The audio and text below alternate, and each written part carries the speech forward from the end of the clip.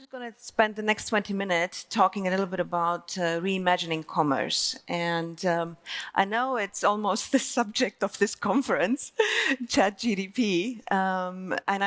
As I discussed previously, I believe data and the use of data is something that we'll talk more and more going into the future.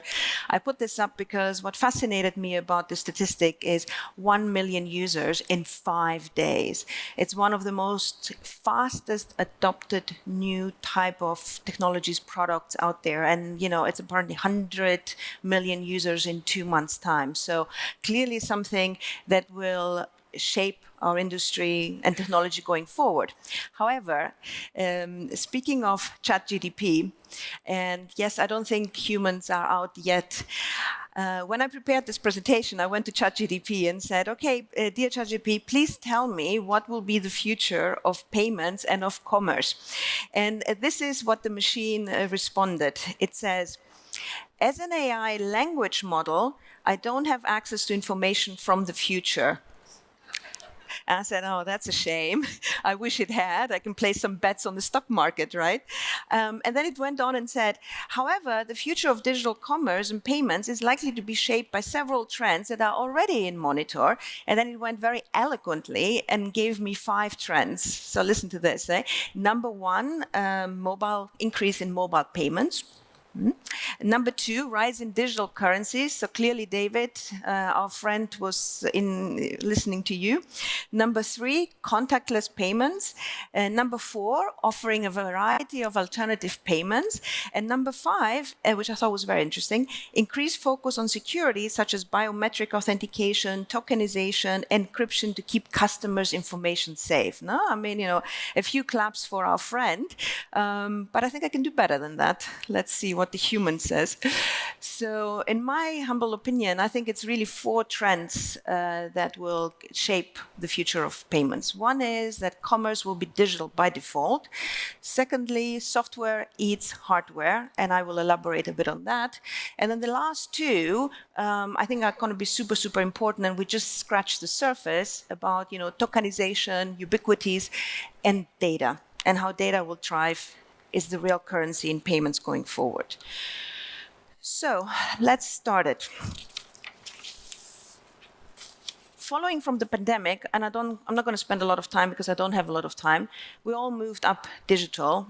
Less people are using cash. And then although, post the pandemic, we all went shopping with a vengeance back to our physical stores, that trend still continues. But it's not just digital. It's more than just digital. And what I mean by that is the following. In the past, it used to be, okay, you have a physical store and then you have an e-commerce store. Not anymore. If you're a merchant, you will have a physical store, your own store. You might sell at marketplaces, other people's stores, mobile apps, and that's just one of them, which are what we call the traditional digital channels. What's emerging now are social channels, for example, TikTok, YouTube, new avenues of selling your goods, right? We've seen smart homes. I recently bought a printer, and while I was installing my printer, it asked me whether I want to have auto-ordering on cartridges. Amazing, right? I mean, I've never been out of cartridge then. I wish my fridge can do the same with my milk, right? But I'm sure this is just a matter of time. Car. The car as a payment method. Tolls, parking, EV charging. In future, instead of getting your shopping delivered to your home, you can deliver it to your car. Automatic key opens the car boot, payment gets taken. Lots and lots of opportunities. But what's interesting here is the complexity of this new digital environment is staggering. I was at a recent retail conference in London, and all the new e-commerce platforms were talking about one thing and one thing only. They called this the headless commerce platform, because no matter what your channels are, you still have to make the payments for all of them work, and as well as the fulfillment. So remember when we were 5 years ago talking all about Omni? Well, that's Omni on steroids, no? And that's not all. It's not just the digital. It's the conversion between digital and physical and how it started to manifest. So 2 weeks ago, I went shopping. I went to a nice place, saw a beautiful skirt. I really liked it. I put it on. it was too small, right? The shopping assistant said to me, "Oh, I'm sorry, we don't have a larger size." And then she immediately, on her Android, looked it up and said, "But we do have it online. Would you like me to order it?" And I'm like, "Yeah, sure." And she orders it. And here's the clue. I paid her there and then. No more queuing. The skirt was delivered to me next day. I mean, that type of kind of between physical and digital will become the norm. And what was very interesting there, if you also, another good example of that are supermarkets. The majority of supermarkets now, they don't want you to queue anymore. You download an app and then you scan and you go. When we asked supermarkets, what about leakage? Because obviously it's easy not to scan everything, right? What they told us is that's okay because we can have more throughput through while people don't have to queue. And also what's more important for them was the data that they were gathering from that. And that is something that a lot of people really forget in this whole commerce game. But whether you have multiple channels, digital, non-digital, whatever, the key thing for a merchant is really the challenge of how do you move from discovery to conversion to checkout, and then the most prized asset for a merchant is the repeat customer. That's the holy grail. You spend so much money on marketing that you do want the customer to come again and again and again. And this is where we, in the ecosystem here, have a big role to play. So think about, once the consumer is on your website, for example, you want them to converge, what are the attributes that you can do? Through data, personalized pricing, through offering buy now, pay later, through finance options, make it easier for the consumer to purchase the goods. And once you're in the checkout, this is where the fun really starts. Is the checkout fit for purpose? Is it nice, easy, fast? Does the consumer have to type in their 16-digit card number or all the account details that he has? No. What about if you offer Apple Pay, Google Pay, one click, or click to pay, which is what the schemes are offering now? Huge change. How do I drive the consumer as fast as possible through the checkout with minimal kind of disruption? And once you are on the other side and it's a customer that you want to have a repeat, do you have his card on file? So next time that he comes, again, it's just a smooth conversion. Do you offer loyalty points? All this funnel is what, when you ask your merchants, when you ask your customers, this is what they really care. They want repeat business. And we as a payment community, we have a lot to help merchants in this space. Software eats the checkout. So if you look at the two tracks from an e-commerce perspective, I think we all know what the story was. And the story was, you had the checkout, you have to do your manual type-in of your card details. The next iteration is now you don't have to. You can, through tokenization, the card details are there. Customer can just zip through it.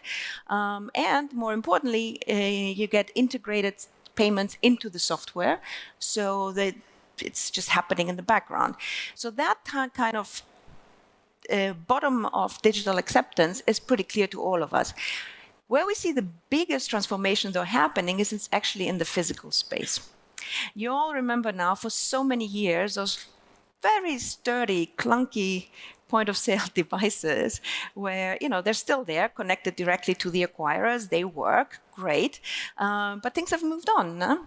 We added software on those devices. They were connected with gateways, so you didn't have to type again, what is the sales number? So all very good. But now what we're seeing, and this is a real innovation, I believe, the complete decoupling from the physical and the software. Everything is now software. And with the new EMV code tap on phone standards, you can turn any device into an acceptance device. I think that is a huge revolution, in my humble opinion, because it again, think about it, it will reduce the cost of acceptance. So for all micro merchants, you don't have to have like 2 devices anymore. You can just get your phone and accept payments on the phone. And for larger merchants, you can create that queue busting experience where every sales assistant can actually accept payments. So we believe, and both of them are then become digital payments as opposed to physical versus digital. So that's a huge experience. Now, network tokenizations. We're all very familiar with tokens. Most of the gateways have their own vault. They tokenize the payment credentials for security reasons and enable subscription payments.